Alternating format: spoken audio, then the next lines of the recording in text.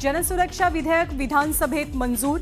शहरी माओवादाला आळा घालण्यासाठी विधेयक आणल्याचं मुख्यमंत्र्यांचं विधान.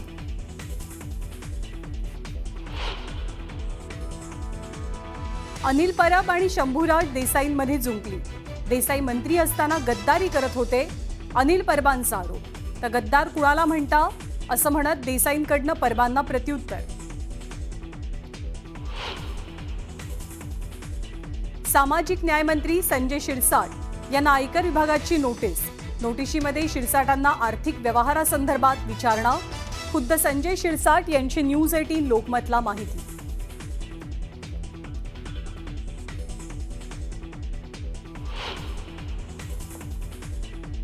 गिरणी कामगारांना मुंबई शहर आणि परिसरात जमीन उपलब्धतेनुसार घरं देणार.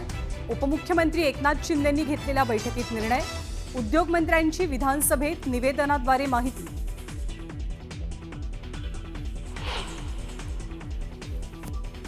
भाजपचे खासदार निशिकांत दुबे पुन्हा बरडे.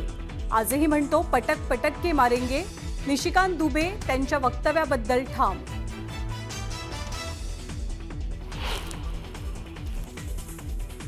अठरा जुलैला राज ठाकरे मीरा भाईंदरला जाणार.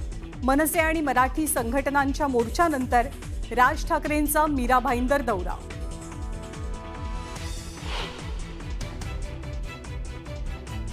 शहापूरच्या आरएस दमानिया शाळेतील आणखी 3 शिक्षकांना अटक.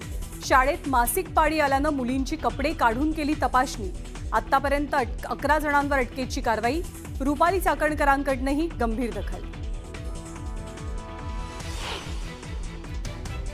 मुख्यमंत्र्यांच्या हस्ते मुंबईतील सिंदूर उड्डाण पुलाच्या उद्घाटनानंतर उबाठा आणि मनसेच्या कार्यकर्त्यांकडून पुन्हा एकदा पुलाचं उद्घाटन.